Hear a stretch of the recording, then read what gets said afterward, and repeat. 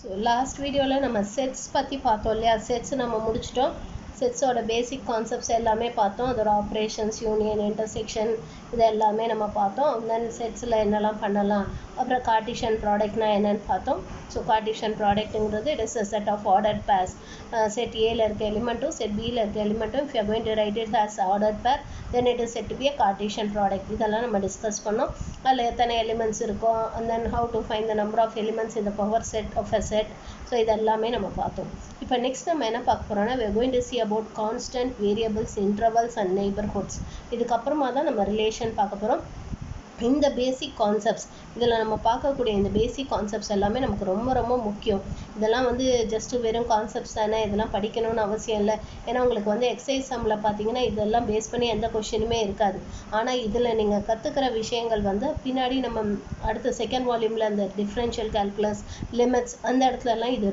ரொம்பவே யூஸ்ஃபுல்லாக இருக்கும் அதனால் இது ரொம்ப ரொம்ப important the concepts which you are going to study now so இந்த பேசிக் கான்செப்ட்ஸ் எல்லாமே it is very very important இந்த இன்டர்வல்னா என்ன நெய்பர்ஹுட்னா என்ன அண்ட் தென் கான்ஸ்டன்ட்னா என்ன வேரியபிள்னா என்ன இதெல்லாம் ரொம்ப ரொம்ப important it is very very important okay so இப்போ இதை நம்ம பற்றி பார்க்கலாம் ஸோ ஃபஸ்ட்டு நம்ம கான்ஸ்டன்ட்னா என்ன வேரியபிள்னா என்னன்னு பார்க்கலாம் கான்ஸ்டன்ட் அண்ட் வேரியபிள் ஃபஸ்ட்டு பார்க்கலாம் அப்புறம் இன்டர்வல்ஸ் பற்றி பார்க்கலாம் ஓகேவா ஸோ இப்போ கான்ஸ்டன்ட்னா என்ன வேரியபிள்னா என்னன்னு பார்க்கலாம் so constant and variables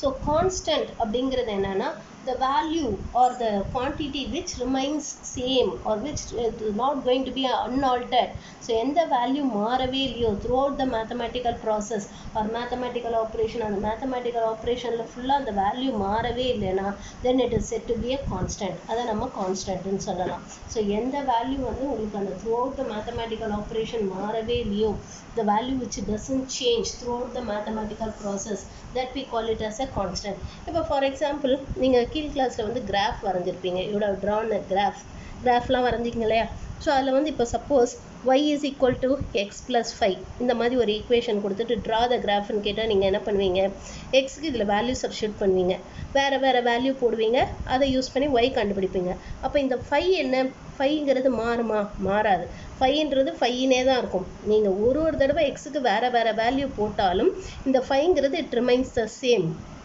throughout the operation so அந்த கிராஃப் வரைய ஃபுல்லாத்துக்குமே இந்த 5ங்கிறது அந்த நம்பராக தான் இருக்குமே தவிர வேற நம்பராக மாறாது so therefore this we call it as a constant that is constant is a quantity which does not change or which does not alter during the mathematical process or mathematical operation so அந்த mathematical processல ஃபுல்லாத்துலேயுமே அது எந்த constant மாறாமல் இருக்கோ or எந்த quantity மாறாமல் இருக்கோ that we call it as a constant so இங்கே 5ங்கிறது constant அடுத்து நம்ம வேரியபிள்னா என்னன்னு பார்க்க போறோம் இங்க வேரியபிள்ன்றது the quantity which changes during the mathematical processல அதோட வேல்யூ மாறிக்கிட்டே இருக்கதை we call it as a variable இங்க xம் ஒரு வேரியபிள் தான் yம் வேரியபிள் தான் x is a variable and y is a variable ஓகேவா இப்போ ரெண்டு விதமான வேரியபிள் இருக்கு ஒன்னு வந்து டிபெண்டன்ட் வேரியபிள் இன்னொன்னு இண்டிபெண்டன்ட் வேரியபிள் ஸோ இண்டிபெண்டன்ட் வேரியபிள்ன்றது it takes the values on its own அதுவா வேல்யூ எடுத்துக்கும் ஆனால் டிபெண்டன்ட் வேல்யூ வந்து depends its values for the other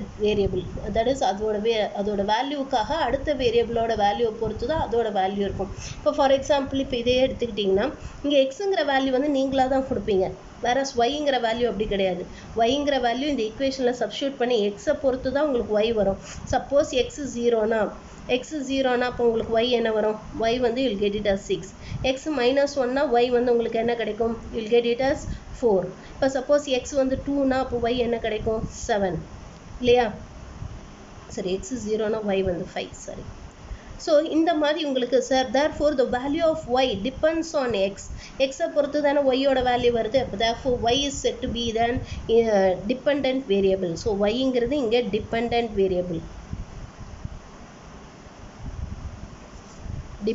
variable whereas xங்கிறது இங்க independent variable xங்கிறது it is an independent variable ஓகேவா but 5ங்கிறது it is a constant So the value which does not change throughout the mathematical process is called as a constant. So இங்க 5ங்கிறது constant, xங்கிறது independent variable and yங்கிறது dependent variable. இப்போ suppose area of a circle formula எடுத்துக்கலாம். So area of the circle formula என்ன? A is equal to pi r square. இங்க the area depends upon the radius இல்லையா? radius மாற மாற ஏரியாவும் மாறும் இல்லையா?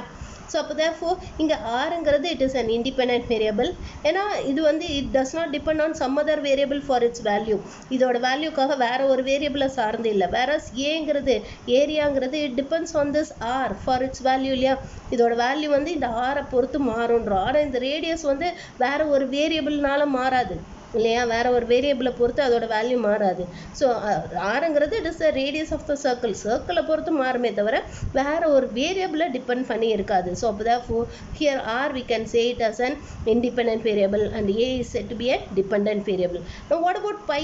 பைங்கிறது என்ன? It is a constant. ஏன்னா it does not change throughout the area. நீங்கள் ஆர் என்னவா வேணாலும் இருக்கட்டுமே, r may be anything, whatever may be the value of r, the pi value is not going to change.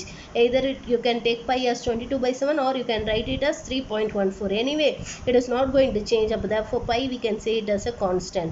So pi is a constant. So a ங்கிறது it is a dependent variable because it depends on r for its value. அதோட வேல்யூக்கு r depend பண்ணியிருக்கு and r is to be an independent variable. R is an independent variable because it does not depend on any variable for its value. இதோட வேல்யூக்காக எந்த ஒரு வேரியபிளையும் இது depend பண்ணே இல்லை. whereas ஏங்கிறது it depends on this r. r பொறுத்து தான் நமக்கு a வரும், r-ஓட வேல்யூவை பொறுத்து தான் நமக்கு a வரும். ஸோ அதனால it depends on r for its value. அப்போ therefore a is said to be a dependent variable and here pi is said to be a constant. பைங்கிறது கான்ஸ்டன்ட். இப்போ அதே மாதிரி if you are going to consider this area of a triangle or area விட்டுருங்களேன், volume எடுத்துக்கோங்க. Volume of a cube, volume of a cube formula என்ன? a cube, where a is the side of the cube. So அப்போ therefore a is said to be then independent variable. ஏன்னா a does not depend on any other variable for its value. So a is said to be an independent variable, whereas b is a dependent variable which depends on this a for its value. இதோட வேல்யூக்கு இது ஏங்கிற இந்த கான்ஸ்டன்ட்டை பொறுத்து, that is இந்த சைடை பொறுத்து தான் இதோட வேல்யூ வரும். ஸோ அப்போ therefore v is a dependent variable whereas a cube is a independent variable. அதுமாதிரி நீங்கள் ஃபிசிக்ஸில் கூட நிறைய ப்ராக்டிகல்ஸில் பார்த்தீங்கன்னா நீங்கள் whatever value you find it through the experiment, they are all the independent variables. அதை வந்து நீங்கள் ஒரு ஃபார்முலாவில் சப்ஸ்டியூட் பண்ணி ஒரு value கண்டுபிடிப்பீங்களா, those are said to be the dependent variables. You all know if suppose the value of the independent variable if it is going to be wrong, நீங்கள் கண்டுபிடிக்கிற அந்த independent variableோட வேல்யூ தப்பாச்சுன்னா what will happen to the dependent variable? அதோட வேல்யூவும் தப்பாக தான் வரும்.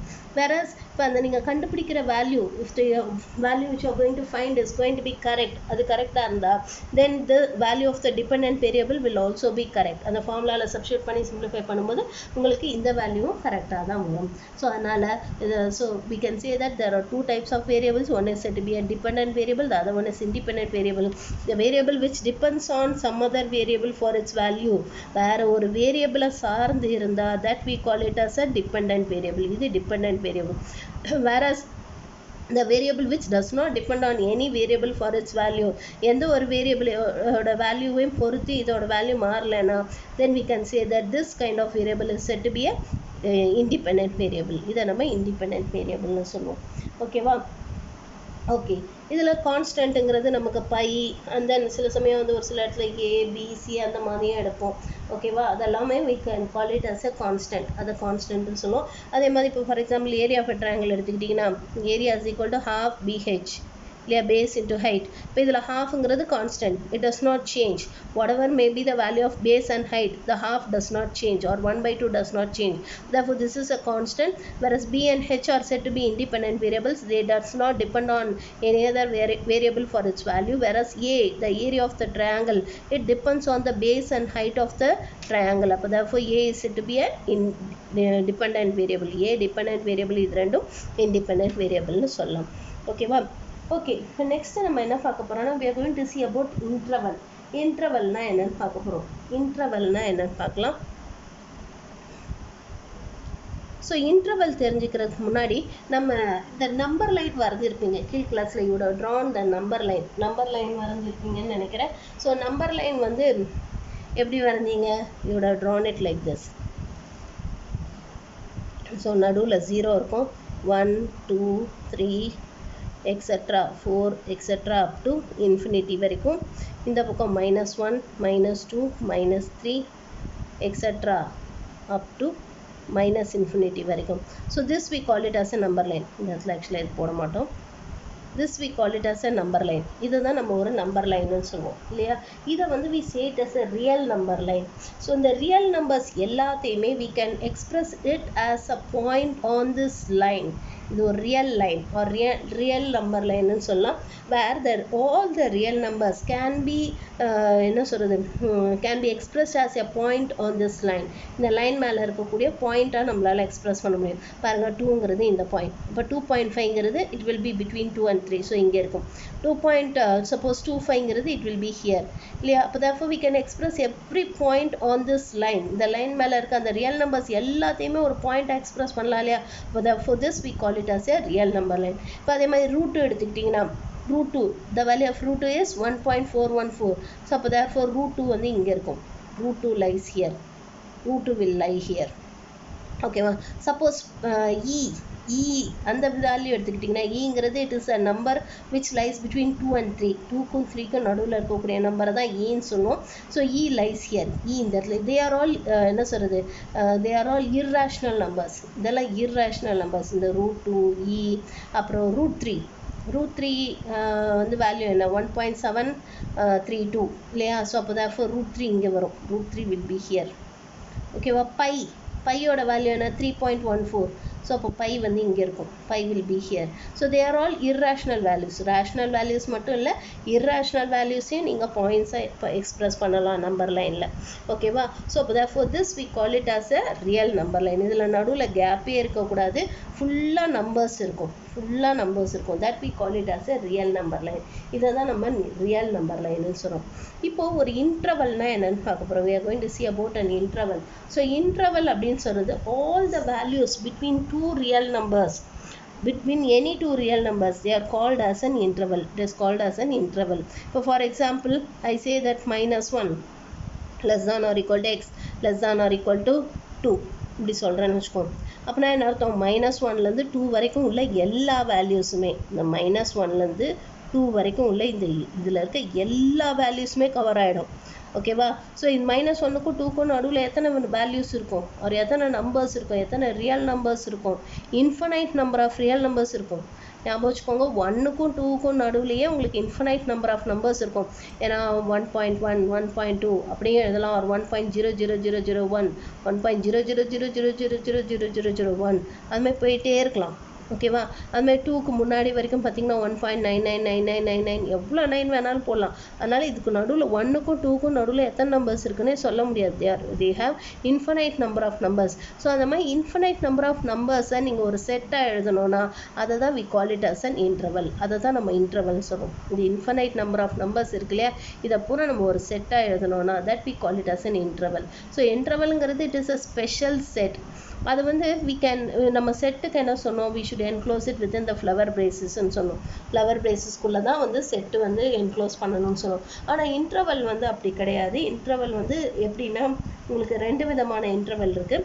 இப்போ சப்போஸ் இந்த இன்டர்வலை வந்து will be enclosing within the square bracket. So interval -1, 2 இப்படி போட்டோன்னா all the values between -1 and 2, -1க்கும் 2க்கும் நடுவில் இருக்க அத்தனை வேல்யூஸும் இன்க்ளூடிங் -1 and 2, இன்க்ளூடிங் -1 and 2, -1ஐயும் சேர்த்துக்கணும் 2வையும் சேர்த்துக்கணும். whereas நீங்கள் இப்படி எழுதுனீங்கன்னா that is -1 strictly less than x strictly less than 2 இப்படி எழுதுனீங்கன்னா இதை எப்படி எழுதலாம்னா இதை we can write it like this: open interval -1, 2. So this we call it as an open interval. ஏன்னா this says that இதோட மீனிங் என்னன்னா all the values between 1 and 2, 1க்கும் 2க்கும் நடுவில் இருக்க எல்லா வேல்யூஸும், ஆனால் இந்த 1 and 2 கிடையாது. 1 வராது, 2 வராது, இந்த 1 வராது, 2 வராது. அதை தவிர 1க்கு அடுத்த நம்பர்லேருந்து -1க்கு அடுத்த நம்பர்லேருந்து -1க்கு அடுத்த நம்பர் என்ன வரும்? It will B -1.00000000001. ஸோ அப்போ இந்த -1க்கு அடுத்த நம்பரில் ஆரம்பித்து நான் இந்த 2க்கு முன்னாடி நம்பர் வரைக்கும் 2க்கு முன்னாடி நம்பர்னால் இப்போ 1.99999 வரைக்கும் உள்ள எல்லா நம்பர்ஸும் கவர் ஆகும். So this we call it as an open interval, whereas this we call it as a closed interval. இதை நம்ம closed interval சொல்லுவோம், இதை நம்ம open interval சொல்லுவோம். ஓகேவா? ஸோ இந்த ரியல் நம்பர் லைனில் பார்த்தீங்கன்னா the set of natural number அல்லது the set of integers or the set of rational number, இது எல்லாத்தையும் நம்ம ஒரு செட்டு இது ஒரு இன்டர்வல்னு சொல்ல முடியாது. they are not intervals. இதெல்லாம் இன்டர்வல் கிடையாது. set of odd integers or set of non-negative integers, set of all prime numbers, இதெல்லாம் செட்டுன்னு தான் சொல்லணுமே தவிர இதெல்லாம் வந்து இது கிடையாது. they are all not called as intervals. இதெல்லாம் இன்டர்வல் கிடையாது. ஏன்னா இங்கே நம்ம செட் ஆஃப் நேச்சுரல் நம்பர்னு சொல்லும்போது இந்த நேச்சுரல் நம்பர் பார்த்தீங்கன்னா இந்த ரியல் நம்பர் லைனில் 0 1 2 3 4 நேச்சுரல் நம்பரும் இன்ஃபினிட்டி வரைக்கும் தான் போகும். ஓகேவா? -1 -2 -3 அப்படி இன்ஃபினிட்டி வரைக்கும் சாரி. ஸோ நேச்சுரல் நம்பரும் உங்களுக்கு இன்ஃபினிட்டி வரைக்கும் தான் போகும். ஆனால் நேச்சுரல் நம்பர் நான் இங்கே மீன் பண்ணும்போது 1 அப்படின்னா இந்த ஒரு பாயிண்ட் மட்டும், இந்த பாயிண்ட். அடுத்து 2ன்னு சொல்லும்போது நான் இந்த பாயிண்ட் மட்டும். இந்த 1க்கும் 2க்கும் நடுவில் இருக்க நம்பர் நான் எதையுமே இன்க்ளூட் பண்ணலை. ஸோ அதனால் இதெல்லாம் வெறும் செட்டுன்னு தான் சொல்லுமே தவிர இது இன்டர்வல்னு சொல்லக்கூடாது. அது மாதிரி 3 4. அப்போ நேச்சுரல் நம்பருங்கிற செட்டில் உங்களுக்கு என்னெல்லாம் நம்பர்ஸ் இருக்கும்? 1 2 1 2 3 எக்ஸெட்ரா அப் டு இன்ஃபினிட்டி வரைக்கும் இருக்கும். You will have it like this. பாருங்கள், அதனால தான் இதை செட் ப்ராக்கெட்டில் போட்டிருக்கோம், கம்மா போட்டு இது பண்ணியிருக்கோம். இப்படி போட்டோன்னா என்ன அர்த்தம்னா 1 இந்த பாயிண்ட் மட்டும், இந்த 1 இந்த நம்பர் மட்டும். அடுத்து 2 இந்த நம்பர் மட்டும், 3 இந்த நம்பர் மட்டும், 4 இந்த நம்பர் மட்டும். அதே மாதிரி அப் டு இன்ஃபினிட்டி வரைக்கும் அப்படின்னு சொல்கிறோம். ஓகேவா? நேச்சுரல் நம்பர் செட்டுங்கிறது இதுதான். அது மாதிரி இன்டீஜர்ஸ்ன்னு சொல்லும்போது உங்களுக்கு என்னெல்லாம் வரும்? இங்கே இந்த சைடில் வந்து -1 -2 இந்த பாயிண்ட்ஸ் மட்டும்தான் வரும். இதுக்கு நடுவில் இருக்க இந்த வேல்யூஸ் எதுவுமே வராது. ஆனால் இன்டர்வல்னு சொல்லும்போது இப்போ for example if you say that suppose இந்த மாதிரி சொல்கிறீங்கன்னு வச்சுக்கோ 1 இன்ஃபினிட்டி இப்படி சொன்னீங்கன்னா என்ன அர்த்தம்னா all the numbers right starting after 1 இந்த 1க்கு அப்புறமா இருக்கக்கூடிய அத்தனை நம்பரும் எல்லாமே இன்க்ளூடட். ஓகேவா? 1க்கு அப்புறமா இருக்கக்கூடிய அத்தனை நம்பரும் இன்க்ளூடட். ஓகேவா? So that we call it as open interval. So இதோட அர்த்தம் என்னென்னா all the numbers between 1 and infinity. So இதை we can say it like this, that is 1 less than x less than infinity. So எக்ஸுங்கிற number வந்து 1க்கும் இன்ஃபினிட்டிக்கும் நடுவில் இருக்கக்கூடிய அத்தனை நம்பர்ஸுமே நம்ம எடுத்துக்கலாம். இப்போ அதுமாதிரி இப்போ சப்போஸ் 1 2 எழுதுறேன்னு வச்சுக்கோ, ஓப்பன் இன்டர்வல் 1 2ன்னு சொன்னேன்னா அப்போ I can write this as 1 less than x less than 2ன்னு சொல்லலாம். ஓகேவா? இப்போ இது நான் க்ளோஸ்ட் இன்டர்வல் 1 2ன்னு எழுதுறேன்னு வச்சுக்கோ. க்ளோஸ்ட் இன்டர்வல்னால் என்ன அர்த்தம்? இந்த 1ஐயும் 2ஐயும் சேர்த்துக்கணும். You should include this. ஆக்சுவலாக இந்த ஓப்பன் இன்டர்வல்ன்றது வந்து என்னென்னா சப்போஸ் இது 1 இது 2னா 1க்கு அடுத்த பாயிண்ட்லேருந்து 1க்கு அடுத்த நம்பர்லேருந்து 1க்கு அடுத்த நம்பரே என்னன்னு நம்மளால சொல்ல முடியாது. 1க்கு அடுத்த நம்பர் 2 கிடையாது. 1க்கு அடுத்த நம்பர் வந்து இட் மேபி 1.0000000000001. ஸோ அது வந்து எத்தனை ஜீரோ போடுறதுன்னு நம்மளால சொல்லவே முடியாது. ஸோ 1க்கு அடுத்த நம்பர்லேருந்து இந்த 2க்கு முன்னாடி நம்பர் வரைக்கும், இந்த 2க்கு முன்னாடி நம்பர் வரைக்கும். ஸோ இந்த 2க்கு நான் முன்னாடி நம்பர்னு சொல்லும்போது நான் என்ன சொல்கிறேன்? 2க்கு முன்னாடி நம்பர்னு சொல்லும்போது இட் இஸ் 1.99999 வரைக்கும் உள்ள எல்லா நம்பர்ஸுமே இன்க்ளூடட். இது ஃபுல்லாக இன்க்ளூடட். இதில் இருக்க அத்தனை நம்பர்ஸுமே இன்க்ளூடட். அதுதான் இந்த ஓப்பன் இன்டர்வலுக்கு அர்த்தம். இந்த க்ளோஸ் இன்டர்வலுக்கு என்ன அர்த்தம்னா 1 less than or equal to x less than or equal to 2. அப்படின்னா என்ன அர்த்தம்னா கரெக்டாக இந்த 1லேருந்து கரெக்டாக இந்த 2 வரைக்கும், 1லேருந்து 2 வரைக்கும் உள்ள அத்தனை வேல்யூஸுமே included. between 1 and 2 as well as the end points 1 and 2. இதை நம்ம end pointsன்னு சொல்லுவோம். இதுவும் சேர்ந்து தான் we call it as a open interval. இதை தான் நம்ம open intervalன்னு சொல்லுவோம். ஓகேவா? இது open interval, இது closed interval. இது we call it as a closed interval. இது closed interval, இது open. ஓகேவா? இது வந்து open interval. இது open interval, இது closed interval. ஓகேவா? we can say that the open interval a comma b is a subset of the closed interval a comma b ன்னு சொல்லலாம்.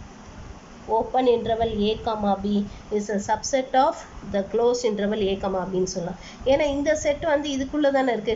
இந்த ஓப்பன் இன்டர்வல் a comma bன்னா என்ன அர்த்தம்? சப்போஸ் இது a இது bன்னு எடுத்துக்கிட்டிங்கன்னா இதுதான் open interval a comma b. அந்த செட் வந்து பாருங்க எதுக்குள்ள இருக்கு? இந்த செட்டுக்குள்ள தானே இருக்கு. இந்த closed interval a comma bங்கிற இந்த செட்டுக்குள்ள தானே இருக்கு. ஸோ அதனால it is a subset of this closed interval a comma bன்னு சொல்லலாம். Or in other words, the open interval a comma b belongs to the closed interval a comma b. இது வந்து இதுக்குள்ள இருக்குன்னு அர்த்தம். இந்த எலிமெண்ட் வந்து இதுக்குள்ள இருக்கு. இந்த நம்பர்லேருந்து இந்த நம்பர் வரைக்கும், தட் இஸ் ஏக்கு அப்புறம் இருக்க நம்பர்லேருந்து பிக்கு முன்னாடி இருக்க நம்பர் வரைக்கும் உள்ள அத்தனை நம்பருமே ஏல ஆரம்பிச்சு பி வரைக்கும் உள்ள நம்பருக்கு நடுவில் இருக்கு. ஸோ அதுதான் இதோட அர்த்தம். ஓகேவா?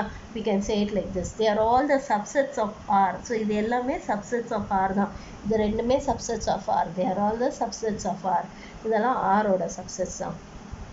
ஓகேவா?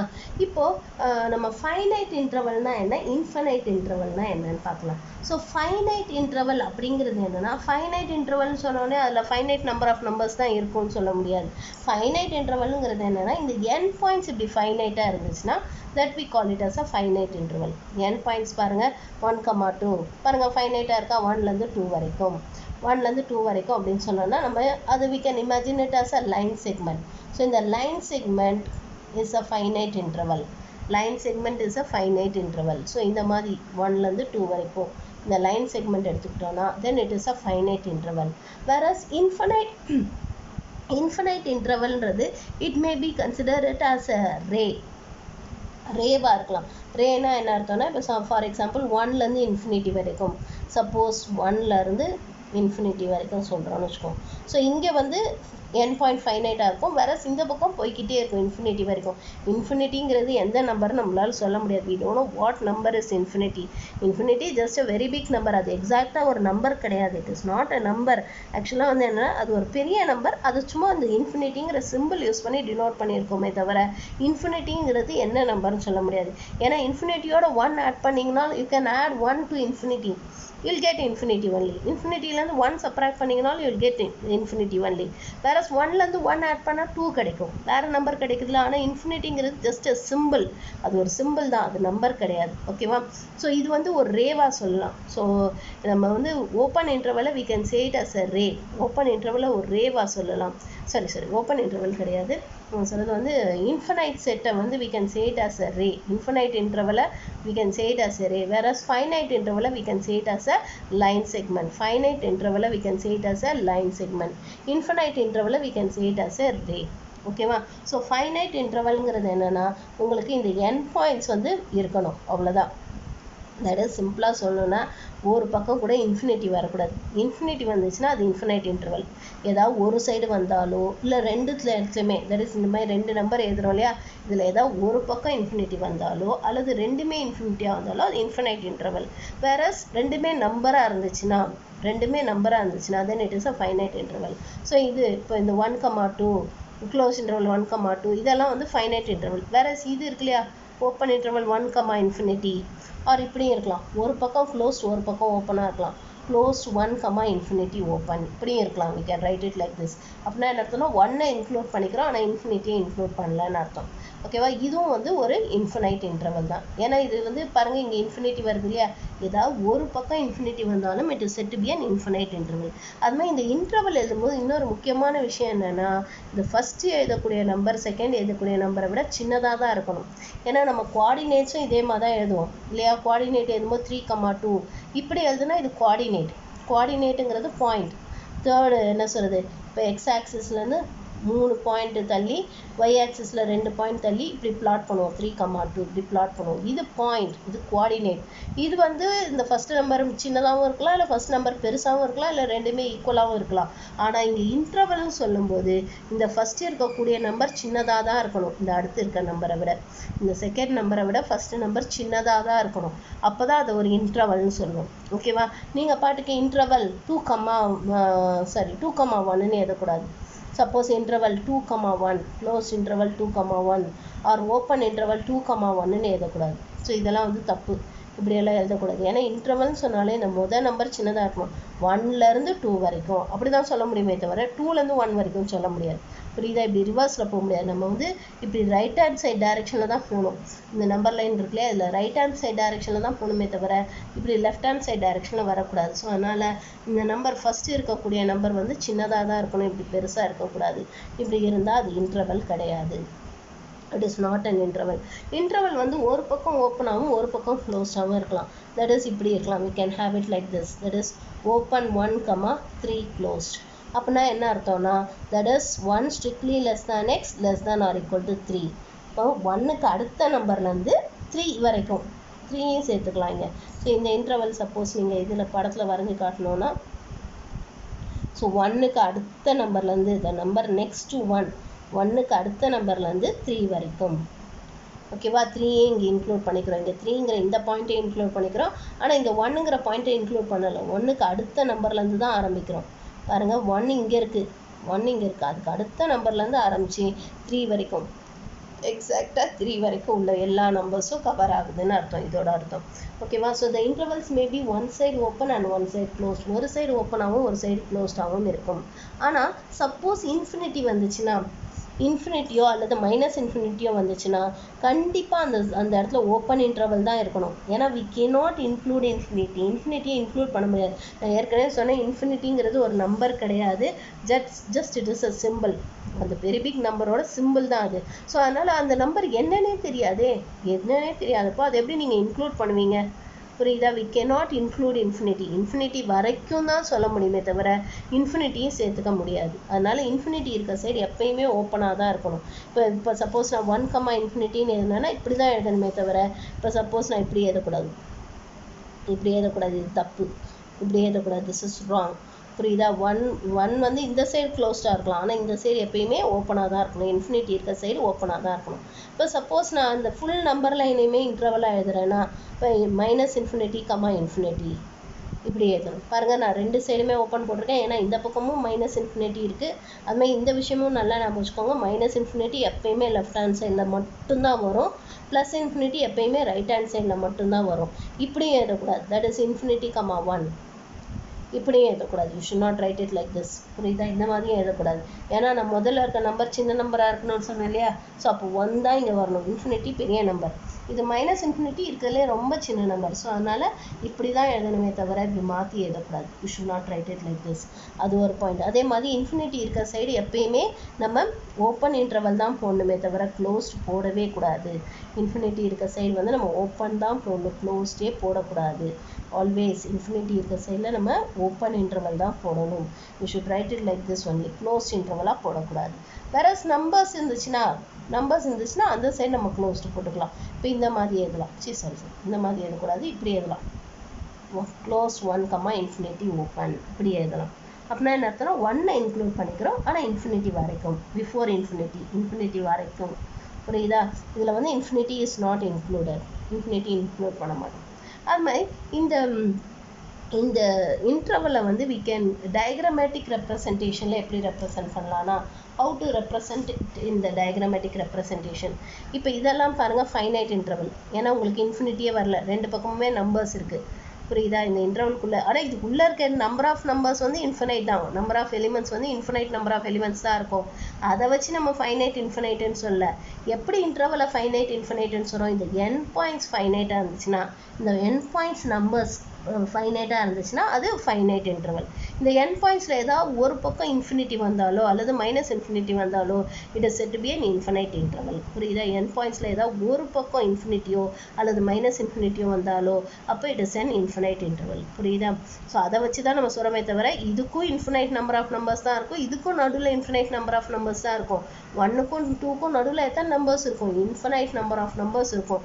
அதுக்கு நடுவில் வந்து 10 நம்பர் இருக்கும், 15 நம்பர் இருக்கும், இல்லை 25 நம்பர் இருக்கும், இல்லை என்னது 2,25,000 நம்பர் இருக்கும். அப்படியெல்லாம் சொல்ல முடியாது. அதில் நிறைய நம்பர் இருக்கும், அது எவ்வளோன்னே நம்மளால் சொல்ல முடியாது. ஓகேவா? ஸோ இது எப்படி டயக்ராமேட்டிக் ரெப்ரசன்டேஷனில் ரெப்ரசன்ட் பண்ணுறது? இப்போ இது ஓப்பன் இன்டர்வலாக இருந்துச்சுன்னா அந்த இடத்துல வந்து அந்த பாயிண்ட் கிடையாதுன்னு அர்த்தம். அப்போ அந்த பாயிண்ட் கிடையாதுன்னா அதை நம்ம என்ன பண்ணுறோம்னா இதுமாதிரி ஓப்பன் சர்க்கிளாக நம்ம அதை டினோட் பண்ணுறோம். we are denoting it as a open circle.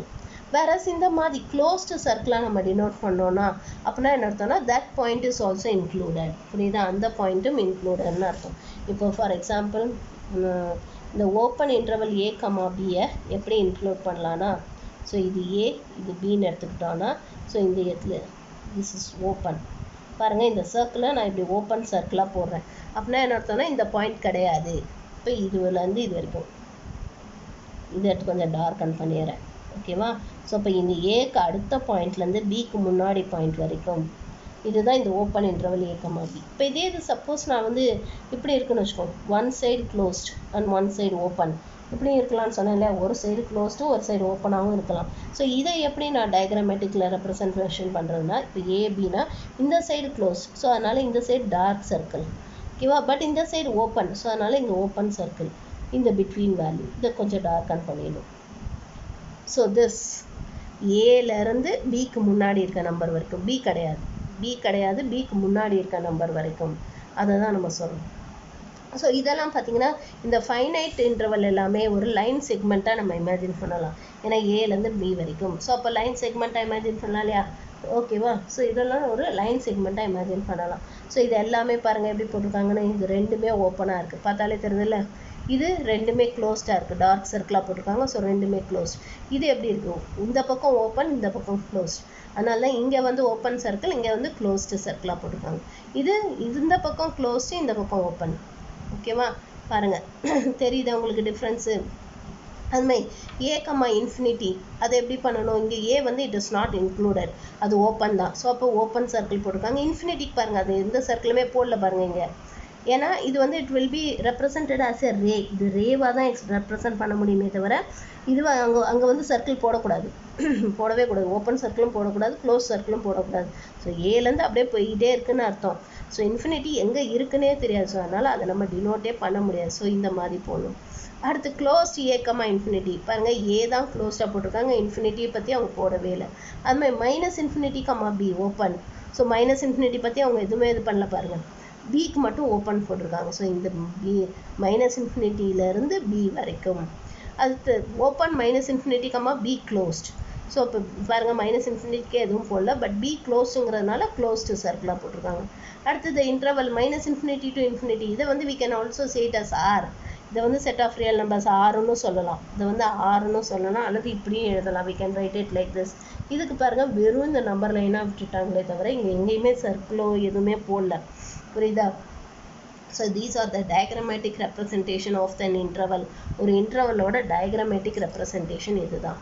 So these are the diagrammatic representation of an interval. ஒரு இன்டர்வலோட டயக்ராமேட்டிக் ரெப்ரசன்டேஷன் இதுதான். இதெல்லாம் நமக்கு ரொம்ப முக்கியம். ஏன்னா இதெல்லாம் வந்து நம்ம அடுத்த சம்ஸில் யூஸ் பண்ண போகிறோம். இதை பேஸ் பண்ணி இந்த எக்ஸசைஸில் சம் இல்லை, பட் ஃப்யூச்சரில் தட் இஸ் இதே நம்ம 11th வந்து பார்த்திங்கன்னா உங்களுக்கு இருக்கிற சம்ஸ்லேயே இந்த கான்செப்ட்ஸ் எல்லாமே யூஸ் பண்ண போகிறோம். ஸோ அதனால் இதெல்லாம் ரொம்ப ரொம்ப இம்பார்ட்டன்ட். ஓகேவா? ஓகே, இப்போ நெக்ஸ்ட்டு பாருங்கள், உங்களுக்கு என்ன கொடுத்துருக்காங்கன்னா, இது பாருங்கள், இது 4 இது கொடுத்துட்டு இதை try to right the following intervals இந்த சிம்பாலிக் ஃபார்ம். ஸோ இதை சிம்பாலிக் ஃபார்மில் எதை சொல்லியிருக்காங்க, இது எப்படி எதெல்லாம்? So closed 2, -2, 0. So closed -2, 0. So ரெண்டு பக்கமும் க்ளோஸ்டு வரும், க்ளோஸ்டு -2, 0. அதுமாதிரி இதை எப்படி எதெல்லாம் பாருங்கள், ஓப்பன் 0,8, ஓப்பன் 0,8. இதை எப்படி எழுதலாம் இந்த செட்டை? You can write this as -8 open, -2 closed. Sorry, -2 closed. -8 open, இந்த சைடு ஓப்பன் இன்டர்வல், இந்த சைடு க்ளோஸ்ட் இன்டர்வல் போட்டு எழுதணும். அடுத்து இது பாருங்கள், இது ரெண்டு பக்கமும் closed. -5 closed interval, -5, 9 closed interval, -5, 9ன்னு எழுதலாம். ஓகேவா? அடுத்து நெய்பர்ஹுட்னா என்னன்னு பார்க்க போகிறோம். நெய்பர்ஹுட். ஸோ இப்போது நெய்பர்ஹுட் ஆஃப் எ பாயிண்ட். இப்போ சப்போஸ் ஒரு பாயிண்ட் இருக்குது, ஏன்னு ஒரு பாயிண்ட் இருக்குன்னா அதோட நெய்பர்ஹுட் அப்படிங்கிறது என்னென்னா, the open interval containing the point a. இந்த பாயிண்ட் இருக்கக்கூடிய ஓப்பன் இன்டர்வல், இதை தான் நம்ம நெய்பர்ஹுட் பாயிண்ட்டுன்னு சொல்லுவோம். ஓகேவா? இப்போ நம்ம நெய்பர்ஹுட்னா என்ன சொல்லுவோம்? நம்ம வீட்டிலேயே வந்து நெய்பர்னா என்ன சொல்லுவீங்க? உங்களுக்கு அடுத்து இருக்க வீடு, அதுமாதிரி இந்த சைட்லேயும் அடுத்து இருக்க வீடு. புரியுதா? 2வது வீடு 3வது வீடுலாம் நெய்பர்னு சொல்ல மாட்டோம். ஓகேவா? 10 வீடு தள்ளி இருக்கவங்களெல்லாம் நெய்பர்னு சொல்ல மாட்டோம். பட் நெய்பர்ன்றது அடுத்து இருக்க வீடுன்னு சொல்லுவோம் இல்லையா?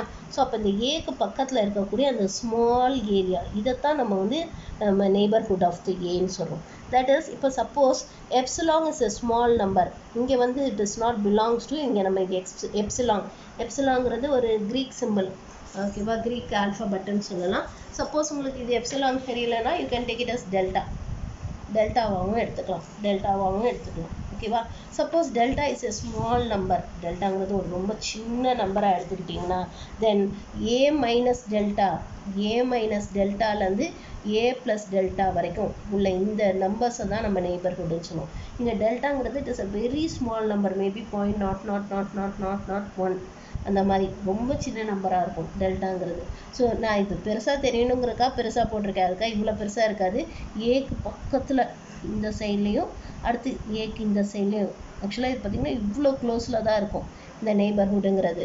நான் உங்களுக்கு தெரியணுங்கிறதுக்காக இவ்வளோ பெருசாக போட்டிருக்கேன். ஆக்சுவலாக ஏக்கு பக்கத்தில், ஏக்கு கொஞ்சம் முன்னாடிலேருந்து ஏக்கு கொஞ்சம் அப்புறம் வரைக்கும் உள்ள இந்த போர்ஷனை தான் நம்ம நெய்பர்ஹுட்னு சொல்லுவோம். ஓகேவா? ஸோ நெய்பர்ஹுட்ங்கிறது அந்த ஏல இருக்கிறது any open interval containing a is to be the நெய்பர்ஹுட்னு சொல்லுவோம். ஸோ இங்கே வந்து பார்த்தீங்கன்னா டெல்டா ஒரு ஸ்மால் நம்பராக இருந்தால் தென் we can say that the open interval a minus delta comma a plus delta is said to be the neighborhood of a ன்னு சொல்லலாம். So this we can say it as the neighborhood of a ன்னு சொல்லலாம். இப்போ அதே மாதிரி deleted neighborhoodனா என்ன அர்த்தம்னா இந்த interval without this point a, இந்த ஏவை தவிர, that is a minus டெல்டாலேருந்து a plus டெல்டா வரைக்கும், ஓப்பன் இன்டர்வல் a minus டெல்டாலேருந்து a plus டெல்டா வரைக்கும் மைனஸ் ஏவை தவிர, இந்த ஏங்கிற ஒரு பாயிண்ட் எடுத்துடணும். இந்த போர்ஷன்